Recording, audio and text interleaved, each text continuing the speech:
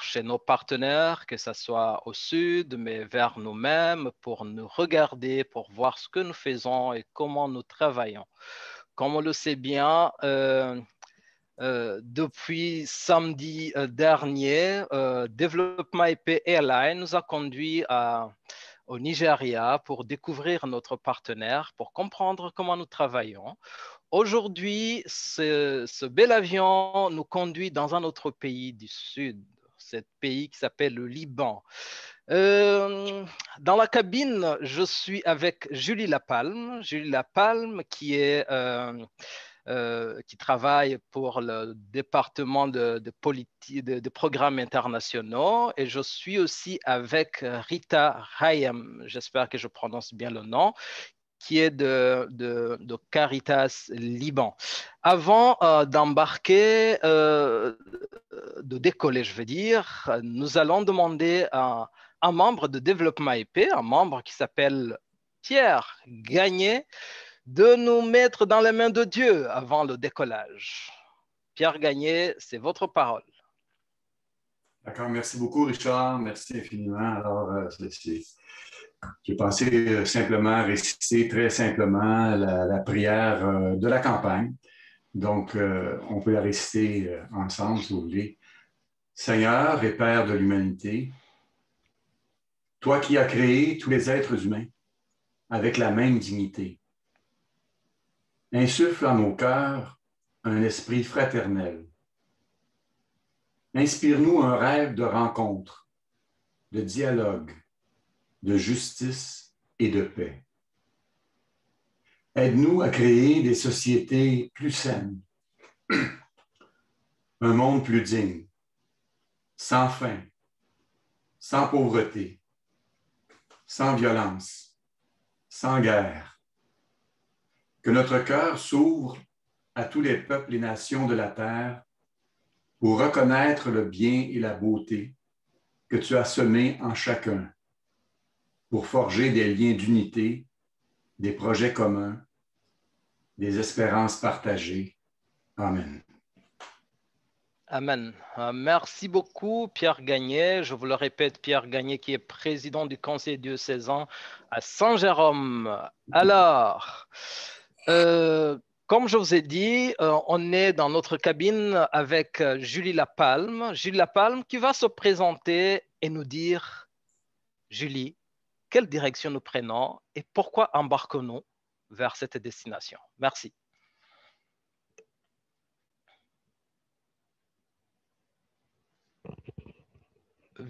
Micro, s'il vous plaît, micro. Est-ce que vous m'entendez maintenant? Oui. Parfait. Bonjour tout le monde. Merci Richard, merci Pierre. C'est un plaisir d'être avec vous aujourd'hui. Donc, quelle direction on prend? On va prendre la direction du Liban dans ce webinaire, mais avant, on va faire une petite pause plus générale, on va dire, dans les limbes de développement épais pour mieux comprendre ce qu'est l'aide humanitaire à développement épais, comment on travaille, nos approches. Donc, c'est ce dont je vais vous parler.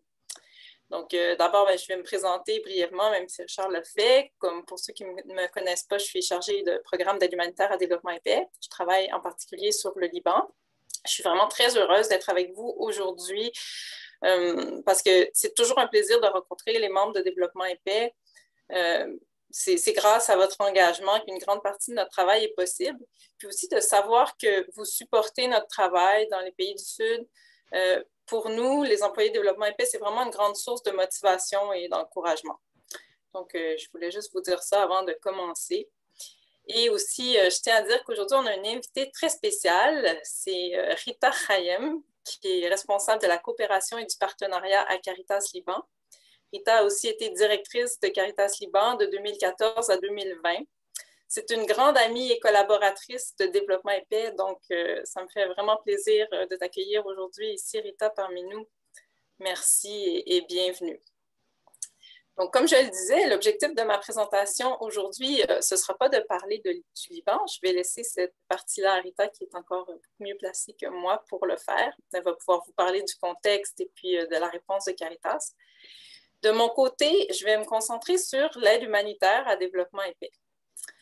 Comme vous le savez, ou peut-être pas, Développement épais intervient dans ses programmes, dans son travail dans les pays du Sud, si on exclut la mission au Canada, intervient à 2 niveaux. Donc, d'une part, on intervient suite à des crises humanitaires, que celles-ci soient provoquées par l'homme ou qu'il s'agisse de catastrophes naturelles.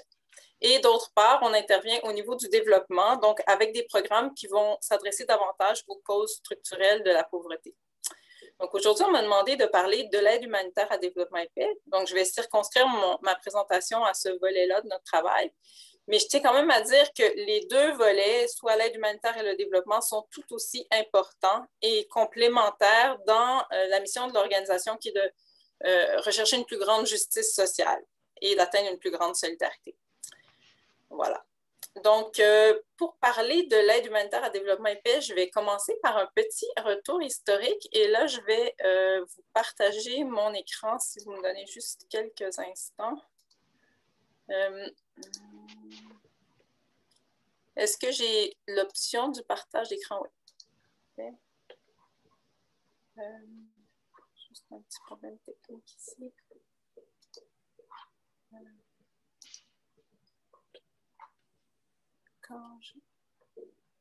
Je suis désolée, quand j'ai mon écran devant moi, je n'ai pas la possibilité de partager le PowerPoint. Alors, je ne sais pas pourquoi.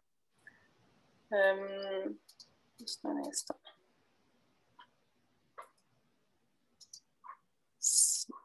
Alors, j'ai mon PowerPoint devant moi, mais il n'apparaît pas dans les options de partage d'écran. Je ne sais pas si les gens des communications pourraient peut-être me donner un petit coup de main. Peut-être en montrant mon PowerPoint. Ah, OK, ça va, c'est bon. Je crois que ça va fonctionner.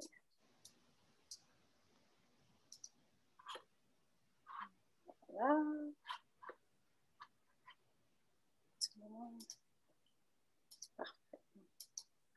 Parfait. Donc, un petit retour historique, ça va nous permettre de nous situer un petit peu sur les origines de notre travail en aide humanitaire. Donc, Développement épais, en fait, participe à des réponses d'aide humanitaire depuis sa fondation. Donc, c'est un élément central de sa mission telle qu'elle a été définie par les évêques 1 an avant la création formelle de l'organisation.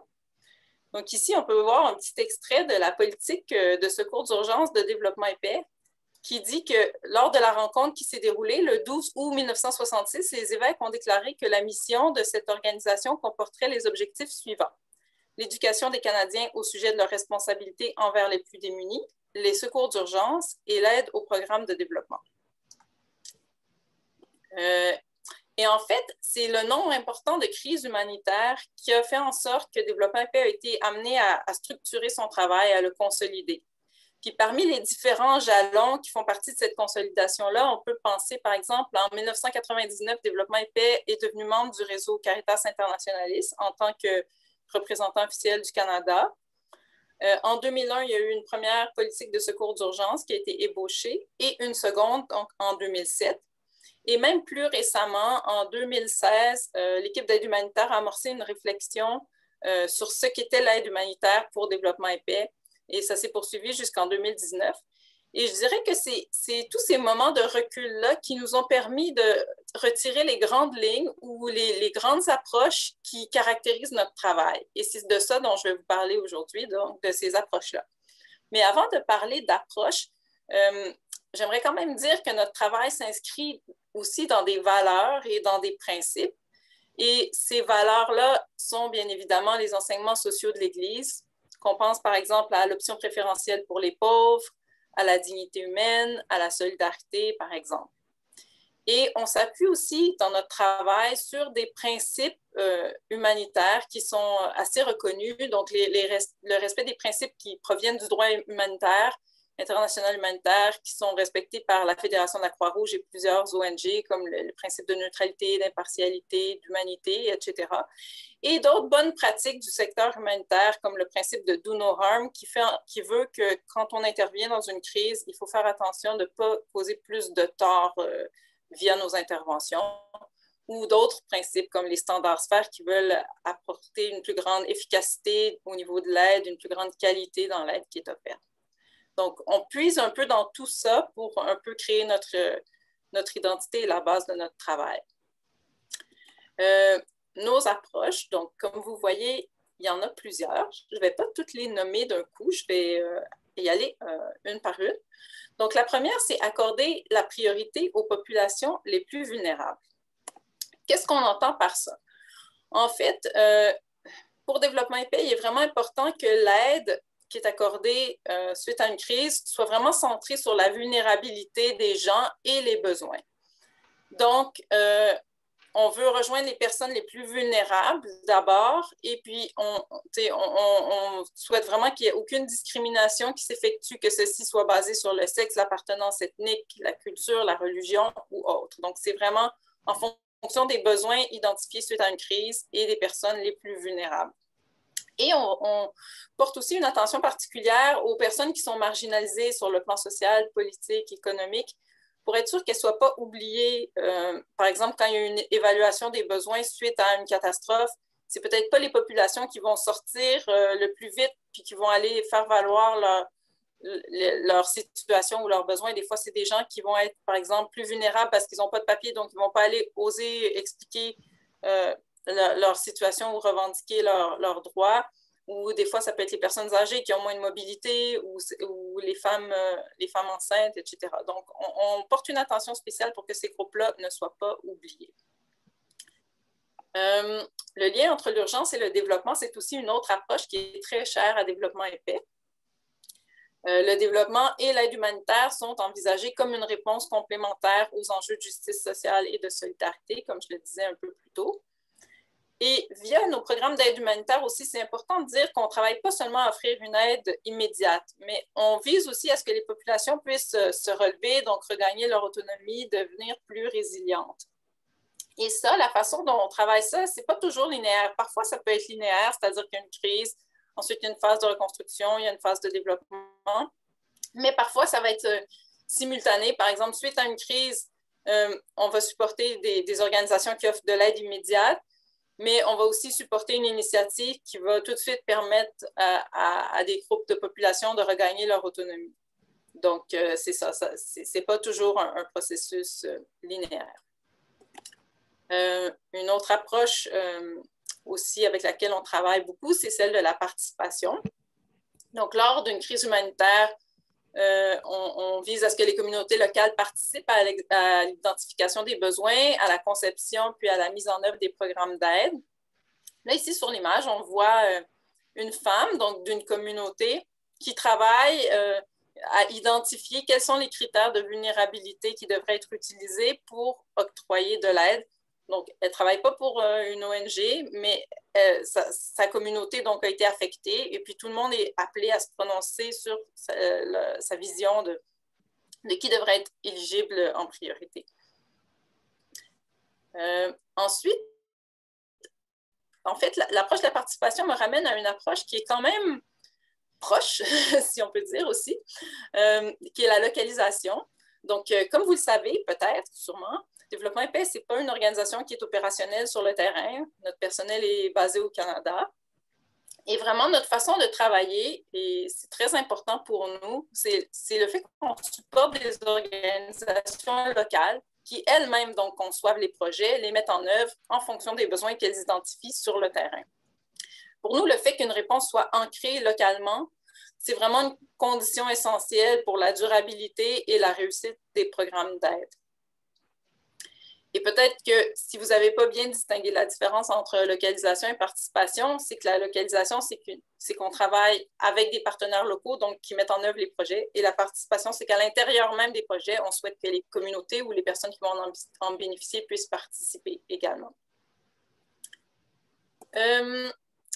Donc, une autre approche avec laquelle on travaille, c'est celle du renforcement des capacités. Donc, on parle ici du renforcement des capacités des organisations partenaires avec lesquelles on travaille, ou parfois des personnes qui bénéficient des projets aussi. Quand on parle de renforcement des capacités, ça peut prendre différentes formes en fonction des besoins du partenaire. Par exemple, un appui au développement d'outils de suivi de projet, l'encouragement à développer certaines politiques. Sur l'image ici qu'on voit, Rita va sûrement reconnaître, c'est un projet qui était mené par Caritas Liban jusqu'à tout récemment. un très beau projet. Et puis, sur l'image, donc on voit, c'est une séance de renforcement des capacités du personnel de Caritas Liban sur les questions d'égalité hommes-femmes. Et c'est vraiment Caritas qui a mené le processus, donc qui sont allés chercher une ressource locale, une consultante en égalité hommes-femmes qui est venue renforcer les capacités du personnel. Nous, ce qu'on a fait à Développement épais essentiellement, c'est qu'on encourageait ce volet-là via notre projet, mais ça a vraiment été mené par Caritas. Plaidoyer et éducation. Donc, vous, en tant que membre de Développement épais, vous savez à quel point c'est une composante essentielle de notre travail. La mission de Développement épais indique qu'il faut sensibiliser la population canadienne aux causes des injustices sociales et la mobiliser dans des actions en faveur de la dignité humaine. Et puis, cette approche-là, elle est très intéressante au niveau des programmes internationaux parce que ça nous permet, surtout, je parle au niveau de l'humanitaire parce que c'est l'objet de ma présentation, puis c'est le volet sur lequel je travaille, mais ça nous permet d'ajouter à notre réponse un volet plus politique, un travail d'engagement, de mobilisation pour pouvoir arriver à des changements et répondre aux causes plus profondes des crises. Par exemple, je peux donner un exemple dans le cadre de la crise syrienne. On a dégagé une demande de plaidoyer. C'était notre agente de plaidoyer, Elana Wright, qui avait travaillé là-dessus. Donc, cette demande de plaidoyer qui était d'encourager la participation des femmes dans les processus de paix et de leur laisser donc davantage d'espace. Cette demande-là, elle a été portée auprès du gouvernement canadien, puis elle a été portée par des membres de Développement épais. Vous avez peut-être signé des lettres ou des pétitions, enfin. Et donc, voilà, c'est un exemple de plaidoyer qu'on peut faire à partir d'une crise humanitaire. Nos forces. Bon, je voulais aussi parler de nos forces parce qu'on n'a pas seulement des approches, mais on a aussi certaines forces, notamment notre appartenance au réseau Caritas Internationalis, que j'ai mentionné un peu plus tôt. Alors ça, c'est vraiment une grande force de Développement épais parce que c'est fantastique de pouvoir appartenir à ce réseau-là. C'est le deuxième plus grand réseau d'aide humanitaire au monde, après la Croix-Rouge. Ça nous permet d'intervenir rapidement en cas de crise partout dans le monde, ou presque, mais grâce à des organisations qui sont ancrées localement, c'est-à-dire les Caritas locales. Donc, par exemple, dans une situation de crise, Développement épais va supporter une Caritas locale dans le pays ciblé, qui, elle, est déjà sur le terrain, connaît déjà la communauté, est déjà prête à intervenir avec beaucoup plus de sensibilité et d'outils que si on était parachuté, nous, directement de l'étranger dans un pays X. Cette appartenance à ce réseau-là permet vraiment une belle collaboration entre les Caritas, un échange d'expertise, etc. Une de nos forces, c'est aussi notre accréditation auprès du gouvernement canadien, auprès de l'assistance humanitaire internationale. Cette accréditation-là, ça fait en sorte qu'en cas de crise humanitaire, on peut soumettre rapidement des demandes de financement pour être éligible, pour obtenir des financements pour pouvoir répondre aux crises. Et c'est seulement un certain pool, un certain groupe d'organisations qui sont accréditées auprès du gouvernement. Donc, ce n'est pas toutes les organisations qui peuvent solliciter des fonds. Il y a aussi notre capacité de lever de fonds en temps de crise via les collectes dans les diocèses qui est très importante.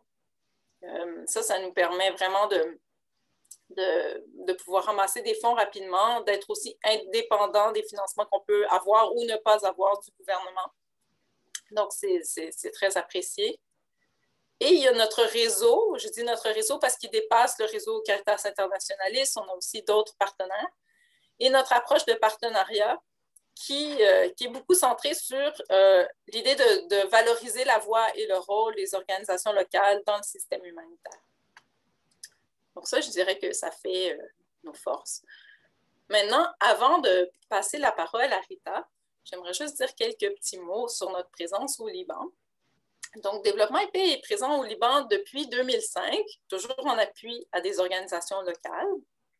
On a répondu à différentes crises ou enjeux humanitaires, mais on est aussi présent au niveau du développement avec des projets qui touchent les questions de pluralisme, de participation citoyenne, de justice sociale. Plus récemment, dans le cadre de la crise syrienne, on a mis sur pied une importante programmation pour répondre aux besoins des Libanais les plus vulnérables et des réfugiés syriens. On a rejoint près de 300 000 personnes. Et Caritas Liban vraiment a été un des acteurs clés de cette programmation, je tiens à le dire. Ils ont mené de front des projets vraiment de grande envergure dans le secteur de la santé physique, mentale, de la protection, de 2012 à 2019 avec des gros financements du gouvernement canadien. Et c'est vraiment, c'est ça, c'était du travail dans des conditions pas faciles, puis ça s'est très bien passé. Et même plus récemment, on a encore plusieurs projets avec Caritas Liban, dont 2 projets de réponse aux explosions de Beyrouth et un projet aussi toujours en réponse à la crise syrienne et à la crise économique. Puis on vient de terminer un projet qui visait aussi à atténuer les conséquences de la COVID au Liban. Donc, c'est avec un grand plaisir que je vais passer la parole à Rita. Rita va pouvoir vous parler, c'est ça, de ce qui se passe au Liban et de la réponse de Caritas. Merci. Merci beaucoup, Julie. Avant que Rita ne prenne la parole, juste pour rappeler aux membres qui participent de préparer leurs questions. Il y a un bouton, ça a été écrit dans le chat, mais je vais le répéter. Il y a un bouton en bas qui s'appelle question-réponse. C'est en anglais, question and answer. Vous pouvez cliquer là-bas et mettre vos réponses, et plutôt vos questions. Et merci beaucoup à Julie de ce parcours que tu viens de nous faire. Maintenant, on l'a dit, on le répète, on va parler de l'aide humanitaire. L'aide humanitaire, en fait, qui vise à sauver les vies, à atténuer des souffrances et préserver la dignité humaine dans des situations d'urgence. Alors, Rita, bienvenue et on t'écoute. Merci Richard, merci Julie. Bonjour à tout le monde. Je suis vraiment ravie d'être avec vous. Et bon, je suis aussi ravie que vous avez choisi comme destination pour votre vol d'aujourd'hui le Liban. Donc, si c'est possible, je vais toucher my screen, mais je crois que je n'ai pas l'autorisation de le faire. Donc, voilà, je souhaite partager mon écran si c'est possible.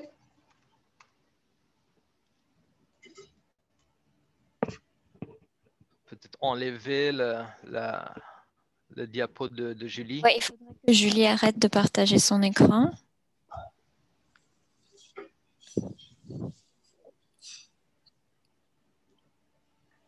Est-ce que ça va ou vous l'avez toujours? Non, on le voit encore. OK, là, c'est bon. Okay.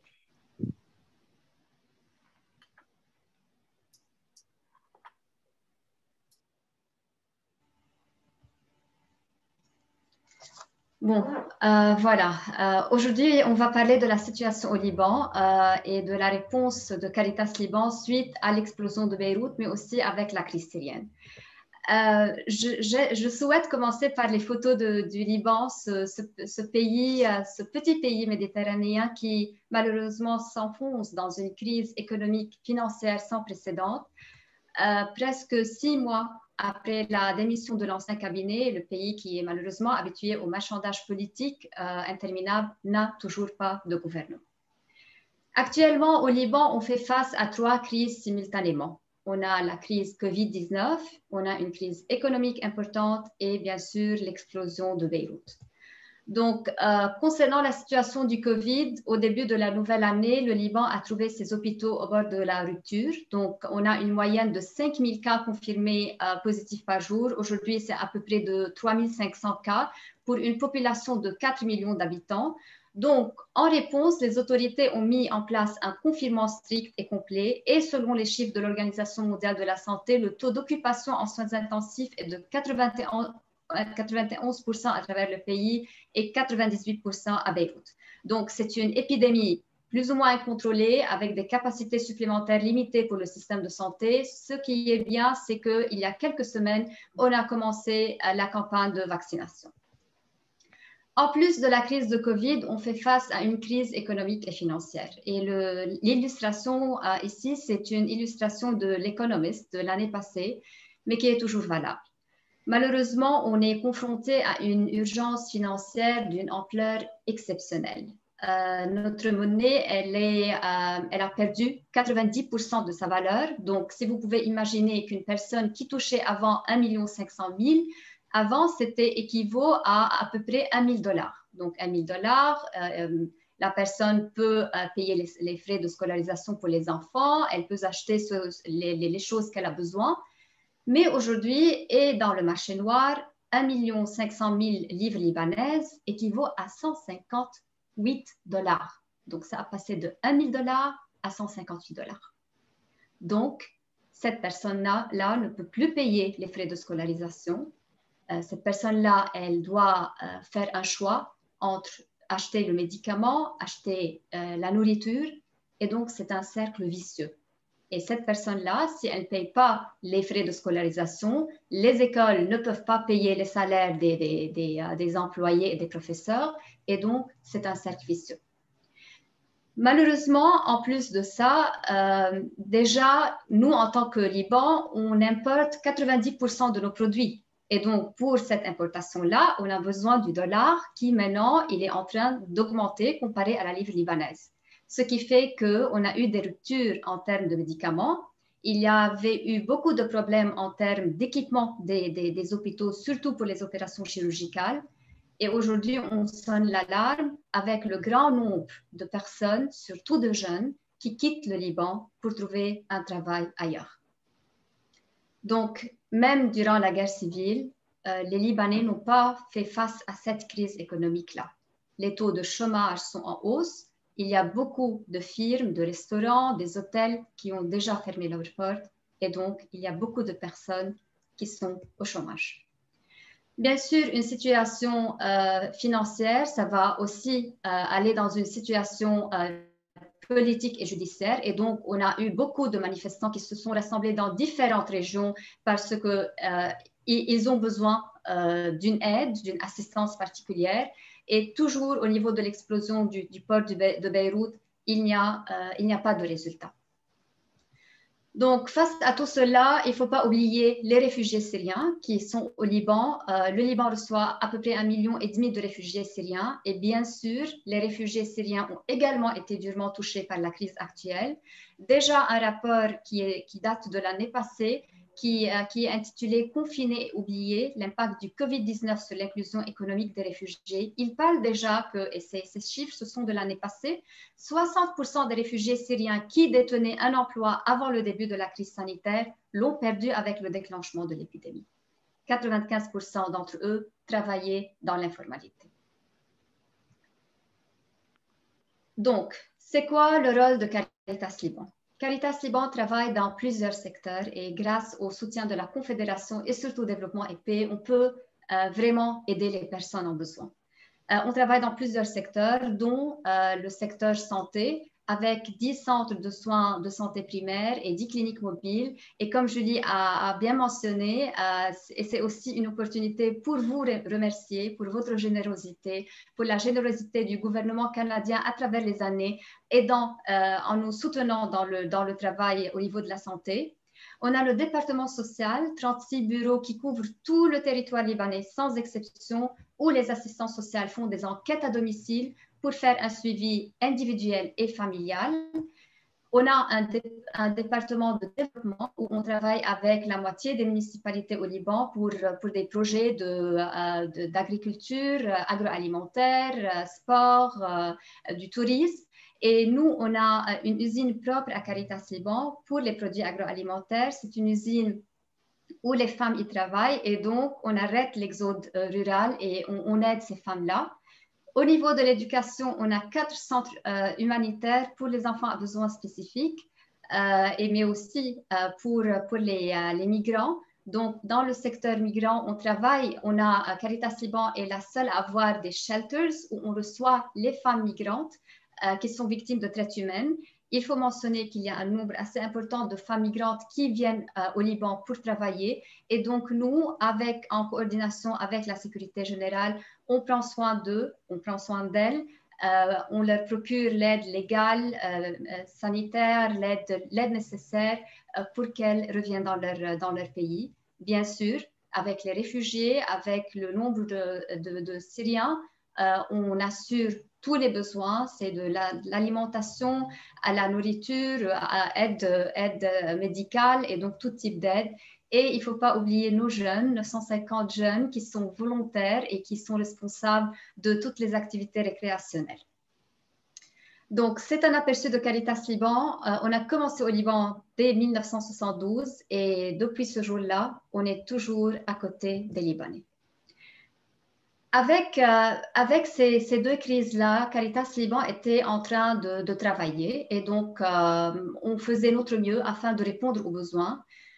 Malheureusement, le nombre de personnes qui sont en besoin a beaucoup augmenté et donc on se voit parfois devant un nombre de personnes que vraiment c'est un travail qui nécessite un gouvernement pour pouvoir aider ces personnes. Malheureusement, 4 août, c'est l'explosion au port de Beyrouth. Ce jour-là qui était choquant, traumatisant et qui va rester engravé dans l'histoire du Liban et dans nos mémoires à nous. Caritas Liban, immédiatement, et le second jour, on a mis 2 tentes dans la région parce que nos bureaux ont été totalement endommagés. Et donc, on a mis des tentes pour être tout proche de la communauté avec qui on sert déjà, cette communauté avec qui on fait partie de cette communauté-là. Et donc, immédiatement, on a envoyé la clinique mobile pour assurer non pas les médicaments, les consultations, mais pour assurer aussi le support psychologique. Juste imaginez qu'en visitant les maisons 2 ou 3 jours après l'explosion, il y avait toujours des personnes qui vivaient dans leur maison, qui étaient blessées, mais qui ne savaient pas ce qui se passait ailleurs parce que c'était des personnes âgées, dépendants et qui saignaient toujours, mais ils avaient peur de quitter leur maison, ils avaient peur d'aller dans les hôpitaux où il y a la crise de Covid. Au niveau social, déjà, on a, avant la crise, commencé par la distribution des besoins, les distributions alimentaires et non alimentaires. On a continué toujours à faire cela. Donc, les kits alimentaires qui sont distribués aux personnes dépendantes, les repas chauds tous les jours qui sont distribués aux personnes indépendantes, aux personnes dépendantes. On a fait ce travail-là avec les jeunes qui ont travaillé 24/24, les jeunes qui dormaient dans nos bureaux le soir parce qu'ils voulaient être tout proches de la communauté, ils voulaient être tout proches de Beyrouth et les gens de Beyrouth. Il est très remarquable comment nos jeunes, mais aussi les jeunes du Liban, étaient présents le second jour immédiatement pour nettoyer les ruelles parce que je crois qu'on peut jamais décrire ce qui s'est passé ce jour-là. C'était comme une zone de guerre. Donc, les débris, la glace, c'était vraiment une zone de guerre. Et donc, les jeunes qui étaient présents, qui aidaient les habitants à nettoyer leurs maisons, à nettoyer les ruelles, parce que les dégâts, c'était vraiment des dégâts très importants. Et donc, vous pouvez voir les photos de nos jeunes. Ces jeunes-là qui aussi, en même temps, on a pensé au Covid et on a pensé à aider les hôpitaux en leur procurant le matériel dont ils ont besoin. On n'a pas oublié le secteur éducation et maintenant, avec une éducation à distance, les enfants qui apprenaient à Beyrouth ont tout perdu. Donc, ils n'ont plus les livres, plus d'iPad, plus d'Internet, rien. Et donc, c'est Caritas Liban qui a répondu à l'appel en procurant l'aide nécessaire par la distribution d'iPad ou les cartes de recharge. Il ne faut pas aussi oublier les femmes migrantes avec la dépréciation du monnaie. Donc, déjà, les femmes migrantes touchent leur salaire en dollars pour pouvoir aider leur famille ailleurs. Actuellement, les familles libanaises ne peuvent plus payer en dollars et donc il y avait beaucoup de femmes migrantes qui avaient besoin d'aide pour repartir dans leur maison. La destruction, c'était une destruction où beaucoup de personnes ont perdu leur vie, mais aussi ils ont été blessés. Mais c'est aussi où on a vu notre héritage qui est parti en ruine. Donc, Caritas Liban qui a aussi pris une décision de rénover les maisons avec une équipe d'ingénieurs. On a fait 773 maisons étaient rénovées, distribution d'équipements électroménagers pour 340 maisons et jusqu'à présent 52 magasins et le nombre augmente rénover ses magasins et aider les personnes à redevenir indépendantes. En résumé, ce qui se passe au Liban, je crois que cette photo-là, c'est la photo d'une jeune femme qui, en un seul jour, elle a enterré son mari, son frère et son cousin, les 3 pompiers. Et je crois que pour un Libanais, avec qui toujours on dit, on fait la ressemblance avec le phénix, l'oiseau phénix qui renaît de ses cendres, ça devient un peu trop pour les Libanais. Oui, on renaît de nos centres et oui, on a une foi inébranlable en un futur qui sera meilleur. Mais maintenant, c'est un cri qui s'étouffe dans nos gorges. C'est un cri, c'est une rage, c'est des douleurs qu'on sent parce qu'on a vu notre capitale aller en ruine, on a vu notre situation financière qui se dégrade. Donc, juste imaginez des personnes qui passent à la retraite et qui, durant 64 ans de leur vie, ont déjà travaillé. Et juste à la retraite, la monnaie qui est en livre libanaise, ils ont déjà perdu 90% de la monnaie. Mais même après l'explosion de Beyrouth, c'était l'espoir qu'on veut toujours garder. C'était l'espoir qu'on veut toujours garder, bien que chacune de nous, et même personnellement, il y a beaucoup d'amis qui ont déjà quitté le Liban pour trouver un travail ailleurs, pour faire une vie ailleurs. Mais même avec l'explosion, je tiens à toujours à un peu refléter sur la situation. Et le second jour, si vous entendez l'histoire des personnes, vraiment, c'était des petites histoires de miracles. Les personnes qui ont été sauvées et qui sont toujours en vie, parce qu'au dernier moment, ils ont décidé de ne pas choisir la route qui passe près du port. Au dernier moment, qui sont passés d'une chambre à l'autre dans leur maison et qui ont été sauvés. Oui, ce sont des histoires de petits miracles, des histoires que nous, on tient vraiment à cœur. Mais aussi, ce qui était vraiment surprenant, c'était cette image contrastante entre les immeubles qui sont détruits, mais les rues qui sont pleines de jeunes qui venaient de toutes les régions, de toutes les confessions, qui venaient de tout le Liban pour aider à nettoyer leur capitale. Et ça, c'est l'image du Liban. Ça, c'est l'image qui résonne avec les paroles du pape Jean-Paul II dans sa lettre en 89. Le Liban est plus qu'un pays. C'est un message de liberté et un exemple de pluralisme pour l'Orient comme pour l'Occident. Je tiens vraiment à vous remercier. Je tiens à vous dire que cette vol pour le Liban, la destination Liban, c'est une destination qui est très jolie. Et je tiens vraiment à vous dire que vous avez utilisé comme slogan pour le carême, ce carême, partageons l'amour.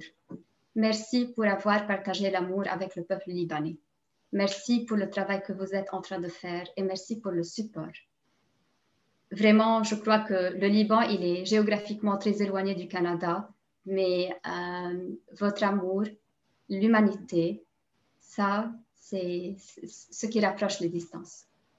Merci. Du Liban qui souffre un peu, c'est un message de paix, de solidarité, un remerciement pour vous. Merci.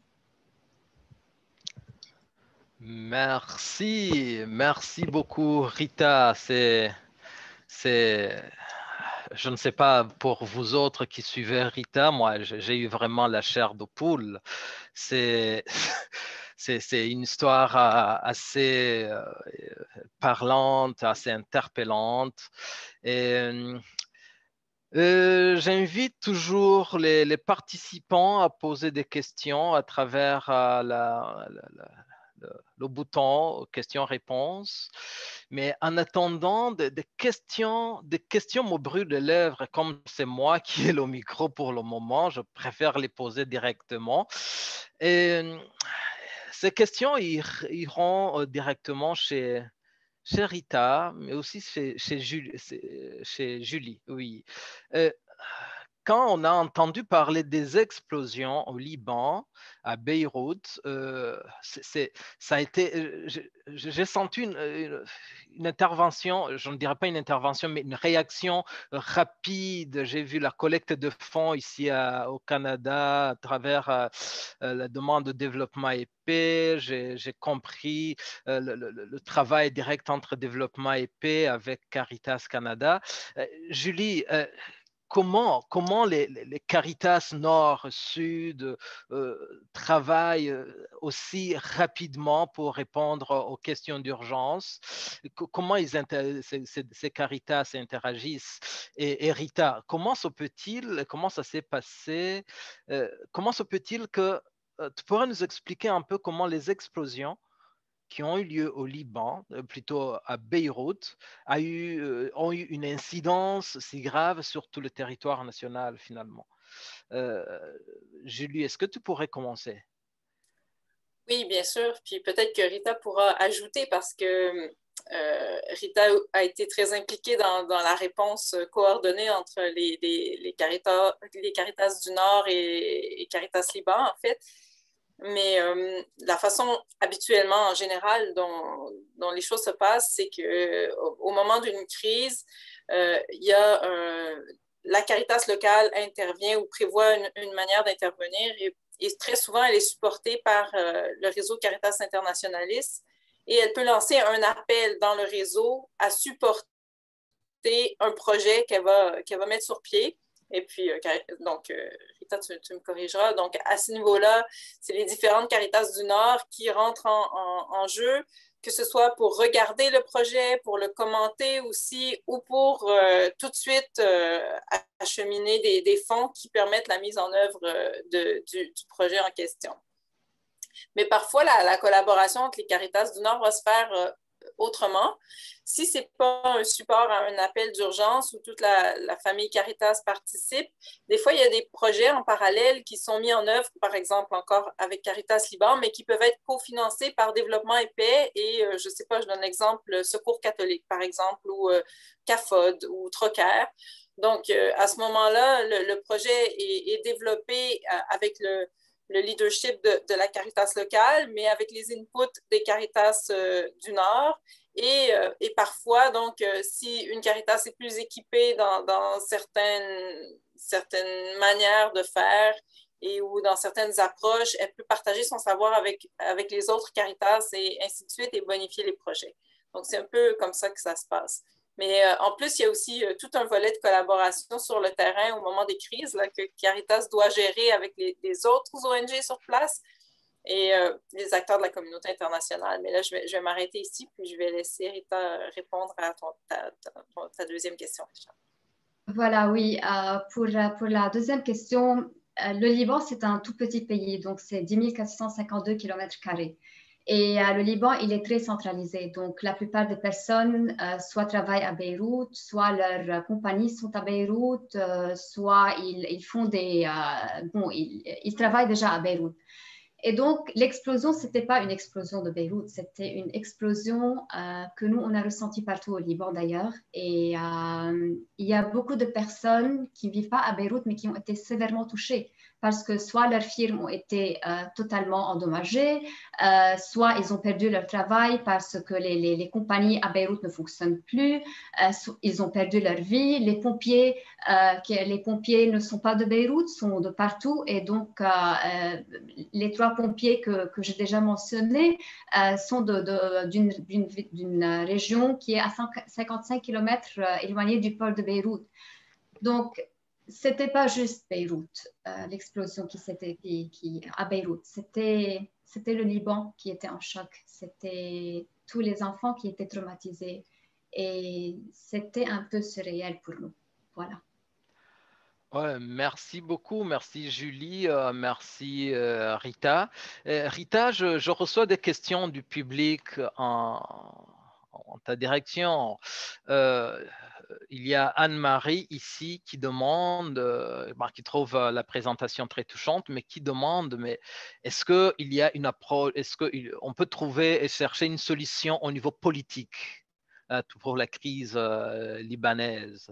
Et si oui, il y a une autre question de Pauline qui vient, mais finalement, qui dirige aujourd'hui, vu que ça a été dit que ça fait un bout de temps sans gouvernement? Le gouvernement qui a démissionné continue toujours à le faire, donc c'est juste en période donc, transitoire. Pour la question politique, voilà, nous, ce que nous, on vit tous les jours, c'est plutôt du côté humanitaire. Donc, tous les jours, on voit le nombre de personnes qui passent au chômage. Tous les jours, on voit les personnes qui veulent quitter le Liban. Tous les jours, on voit des personnes qui demandent de l'aide. Et donc, du côté humanitaire, je trouve qu'il faut que tout le monde trouve une solution. Ce n'est pas uniquement politique, je crois, mais c'est tout le monde. Donc, je ne suis pas vraiment experte en matière politique, mais derrière une crise humanitaire, il y a une crise politique. Et derrière cette crise politique, il y a une crise économique. Et donc, c'est plusieurs crises au Liban qui s'entremêlent. Oh, merci beaucoup. Et d'autres questions continuent à venir, notamment cette question cette personne qui veut savoir les conséquences de toutes ces crises économiques et autres sur la vie de tous les jours de la femme libanaise. De la femme libanaise? Ouais. La femme libanaise, elle a toujours joué un rôle dans l'histoire du Liban. Donc, et je crois que toujours, elle était la femme forte, la femme qui soutient sa famille, la femme qui est toujours proche à côté de sa famille. Il y a beaucoup de femmes qui ont vraiment été touchées, surtout des femmes qui ont leur propre travail à Beyrouth. Et donc là, c'était des femmes qui ont été vraiment touchées par l'explosion. Mais maintenant, avec la crise économique, c'est tout le monde qui est touché. Vraiment, sans distinction. On voit que la classe moyenne, elle n'existe plus, elle n'existe plus, voilà. Et on a une classe qui demande d'aide. Je crois que pour une femme libanaise, ce serait vraiment difficile de pouvoir dire non à ses enfants. On ne peut pas acheter ce jouet-là ou nourriture demandée. Pour une femme libanaise qui aime l'éducation, ce serait vraiment difficile pour elle de ne pas pouvoir payer les frais de scolarisation pour ces enfants-là. Pour une femme libanaise qui aime la culture, c'est vraiment aussi difficile de voir l'héritage de Beyrouth après l'explosion. Donc, mais je crois et j'ai toujours cette foi qu'une femme libanaise, comme l'homme libanais, trouveront une solution pour cette impasse-là. Et voilà. Merci beaucoup. Des questions continuent. Il y a une question, je pense que c'est Julie qui pourrait répondre en primeur à cette question. Cette personne qui veut savoir si, ça fait autour de 10 ans que la crise syrienne a commencé. Est-ce que Développement et Paix compte continuer à intervenir au Liban dans le cadre justement de la crise syrienne? Et elle se complète en disant, mais en quoi consiste le travail de suivi de projets effectués par les chargés de programme, par exemple?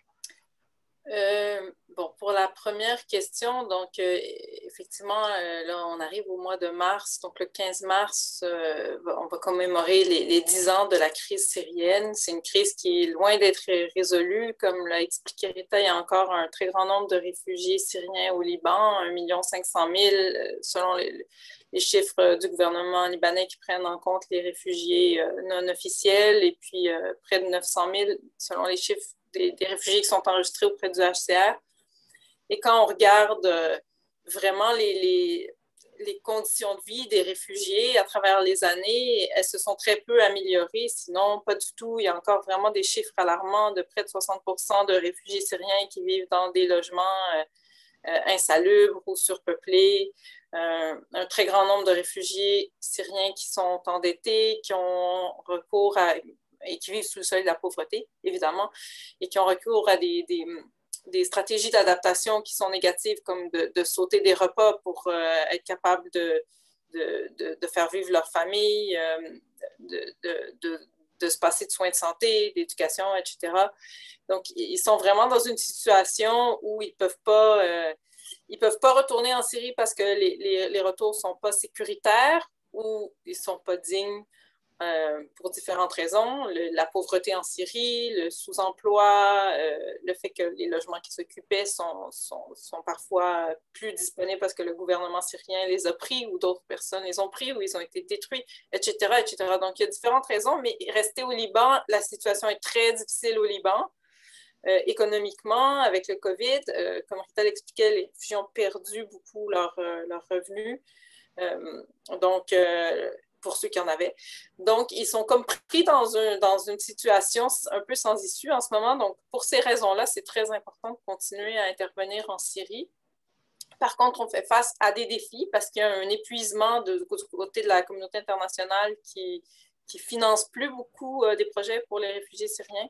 Du côté de développement épais, on avait fait une collecte importante dans le contexte de la crise syrienne, mais il reste plus de ces fonds-là, donc il faudra qu'on aille chercher à nouveau des fonds pour pouvoir continuer. Donc, c'est notre défi actuellement. On a fait un bilan de notre action, donc c'est des informations qu'on va partager dans le cadre de la commémoration de la crise, mais oui, c'est notre intention de rester, et puis là, il faut se donner les moyens de pouvoir le faire. Peut-être, est-ce que tu veux que je parle tout de suite du rôle de chercheur ou tu voudrais passer peut-être à une question pour Rita, comme j'ai parlé longtemps? Si tu peux conclure directement sur cette question, comme ça on va chez Rita. De chargé. Quel est le rôle des chargés de programme? Alors, on fait du suivi de projet du début à la fin, disons, avec les partenaires. Au moment d'une crise, d'abord, on étudie la situation, donc on fait ressortir quels sont les principaux besoins, quels sont les domaines dans lesquels le développement épais peut intervenir aussi, parce qu'il y a des domaines dans lesquels on intervient moins souvent, où nos partenaires sont moins portés à intervenir dans ces domaines-là. Donc, on croise toutes ces informations-là et ensuite, on discute avec les partenaires de la réponse qu'ils estiment être la plus pertinente à apporter et on échange et donc on développe des projets. C'est le partenaire qui développe un projet avec notre rapport, nos va-et-vient, etc. Une fois que le projet est lancé, on fait un suivi. Habituellement, on peut se rendre sur le terrain pour voir les projets, rencontrer les personnes qui bénéficient des projets, les équipes, etc. Mais en ce moment, c'est difficile avec la COVID, donc c'est plus des suivis via des appels Skype, des échanges courriels, la lecture de documents, mais on continue à rester proche de nos partenaires. Voilà. Merci Julie. Vous savez, quand les choses commencent à être intéressantes, il y a le temps qui devient tellement jaloux de nous. Je voudrais résumer certaines interventions, beaucoup de commentaires qui félicitent Caritas Liban, Rita et Développement épais pour le travail qui est fait sur le terrain. Beaucoup d'autres commentaires qui parlent justement dans ce sens. Mais je vais résumer quelques questions en une. Rita, on vient de parler de la situation au Liban, de la relation développement et paix, mais il y a des questions du style qu'est-ce que, d'après toi, les Canadiens et Canadiennes pourraient faire pour continuer à contribuer à l'amélioration de la situation au Liban?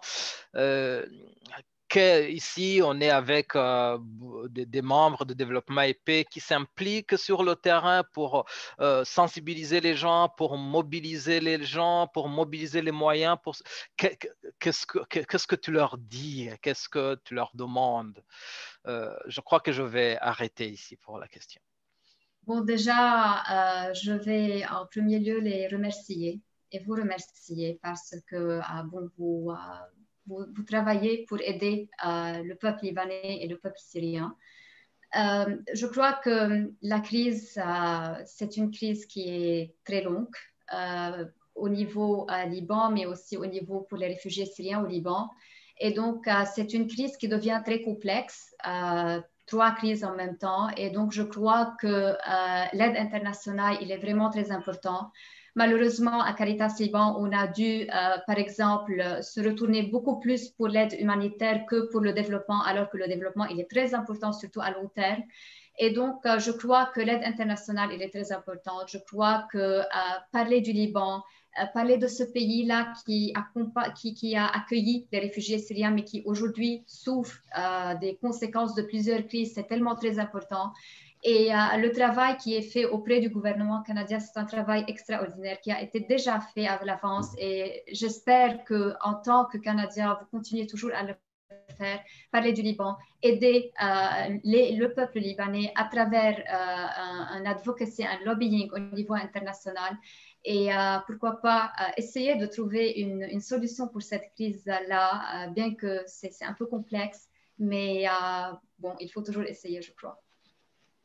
Merci beaucoup Rita. Comme je le disais tout à l'heure, le temps est vraiment jaloux de nous. Il nous reste quelques 3 minutes. Juste pour vous parler de certains commentaires, il y a Louise Plouf qui dit merci beaucoup. Oui, merci beaucoup. Je suis beaucoup mieux informé. Très inspirant, bon courage. Il y a aussi d'autres personnes, beaucoup de personnes qui remercient tout le monde. Et moi, je voudrais remercier tout le monde qui ont participé à ce webinaire, remercier Rita pour son témoignage aussi éclairant, aussi informant. Je remercie Julie pour comment dirais-je, le guidon qu'elle a bien tenu pour nous montrer comment fonctionne développement épais dans des situations d'urgence, comment il travaille avec les autres Caritas. Je voudrais aussi remercier les gens qui étaient derrière le rideau qu'on n'a pas vu. Je parle de Stéphanie et de Marie-Hélène qui étaient dans la cabine technique et continuer à répéter plutôt à ceux qui ont participé, ceux qui n'ont pas pu participer, que l'avion que j'ai nommé Développement Épais Airline va continuer son voyage. La semaine passée, on était au Nigeria. On a parlé des valeurs émissions de développement épais.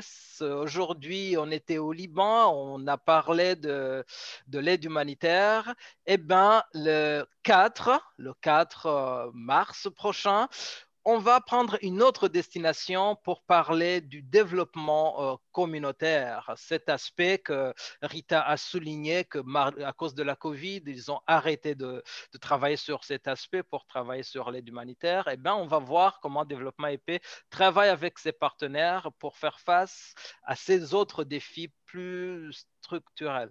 Alors, je remercie tout le monde. Je remercie Rita encore une fois. Je remercie Julie, l'équipe technique qu'on n'a pas vue et tous les membres de Développement épais, membres et sympathisants qui étaient là. À la prochaine, ne ratez pas le prochain voyage du 4 mars. Merci beaucoup. Merci. Merci beaucoup tout le monde. Merci Rita, merci Richard, merci tous les participants, ceux qui nous ont écoutés.